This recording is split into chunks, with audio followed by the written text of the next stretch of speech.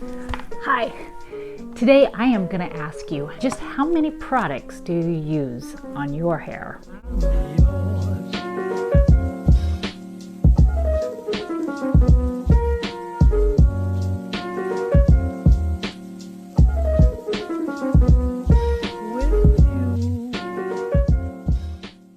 Welcome back to the show.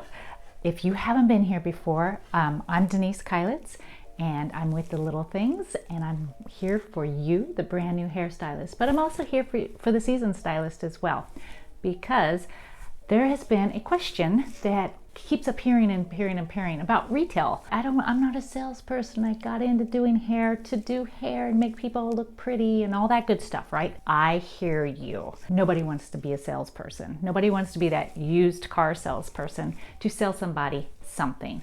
We need to educate our guests, and we need to change our mindset on how that is approached. So let me get back to my very first question I asked. Just how many hair care products do you use? I'm going to lay out mine, and I think you'll be surprised. My shampoo and conditioner,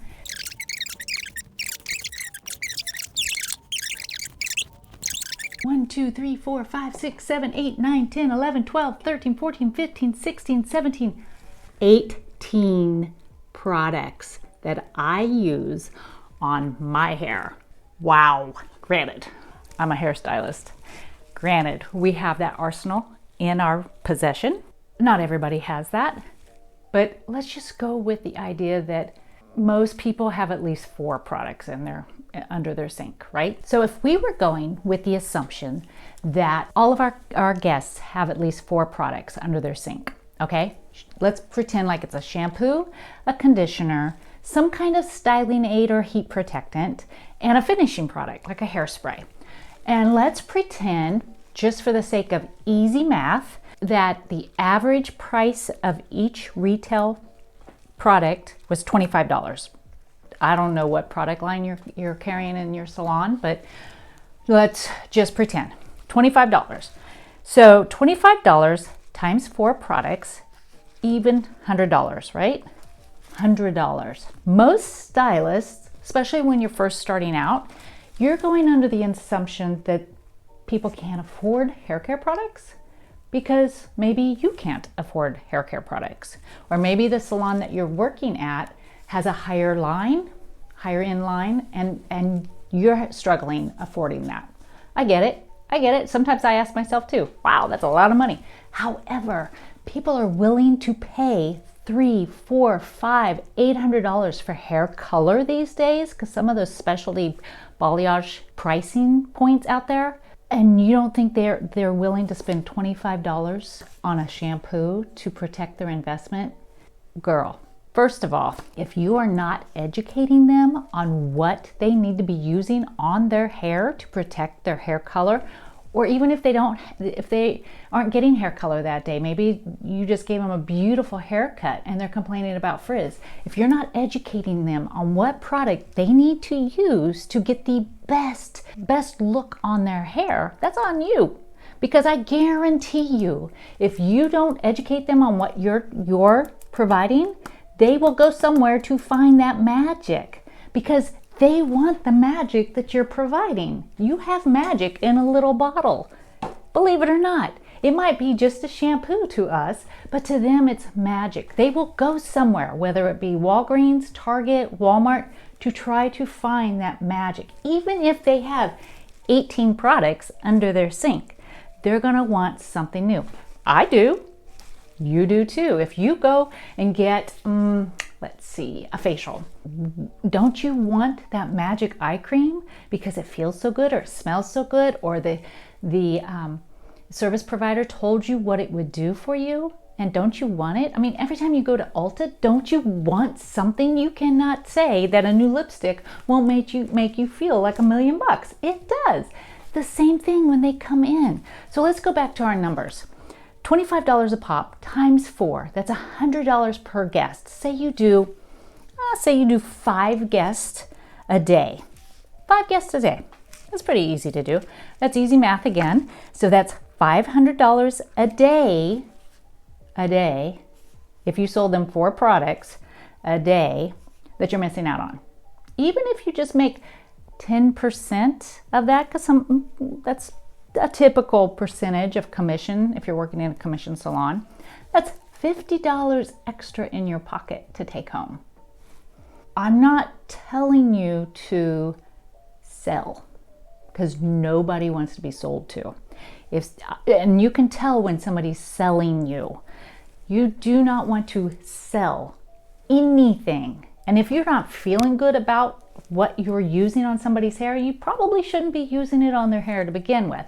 But if you know that what you're using on their hair, they can benefit from, it is your duty, your job, if you will, to tell them about it, to let them make the decision that is best for them. It's up to them if they take it home or not. But if you're not telling them about it, if you're not educating them about it, if you're not telling them why this is what they need to use on their hair, then they're going to go elsewhere. Because also when they're buying products from you, it's also building loyalty. It's building a relationship. They're trusting you and your recommendations. You are the professional. You are the professional hairdresser, and it is up to you to give them recommendations. $500 a day, not bad, right? Imagine what that could do for your salon too. Because believe it or not, the salon makes more profit on selling retail than they do on any of your services. Services are, the salon profit is anywhere between 7 and 10% if it's priced right. Typical retail profit in a salon is about 38%. So what a smart salon owner will do is carry a retail line that will help the salon. However, with that 38% profit from the retail, that's where you get your vacation pay and your education and your insurance. And maybe if you have a 401k with matching, or towel service, or cleaning, or even the front desk staff, you have a receptionist or a guest experience person. That's where that money comes from for the salon to pay for all these benefits. So you have to think about that. I mean, and it's okay if you've never thought of that before, because you're not a salon owner. It's not on you. But that's where the money comes. And that also, if you are a salon owner and you're not making a profit yet, look at your retail. How's your retail numbers? Are you coaching your staff to even talk about retail? Because it is, I know when we started focusing on our retail experience for our guests, that's when, it changed, completely changed. Again, I ask you this question: how many products do you have, whether on top of your sink or under your sink, to get your hair to do what you want it to do? I am sure it's more than 4 products. I'm sure. As probably it's more like 8. And I'm talking about the days that you shampoo your hair. I'm not talking about just an average, put some dry shampoo on there. No, I'm not doing that. I'm talking about what are those products that you use that you can't live without. And yeah, granted, these are all from the same brand. That's what we retail in our salon. That is what I use on a daily basis. So I'm not making a commercial for Euphoria products, but that's what I use and what I believe in. So whatever you use and believe in, totally up to you. But I just want you to think about that for a second. Your guest needs what you have. Your guest needs what you are providing.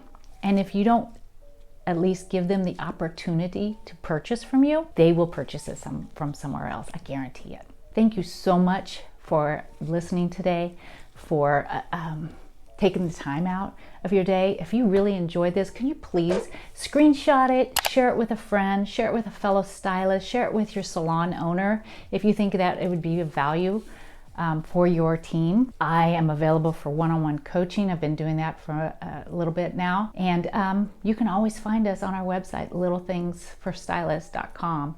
We'd love to hear from you if you would like any other information. Thanks a lot. And until next time, remember, it's not about the little things.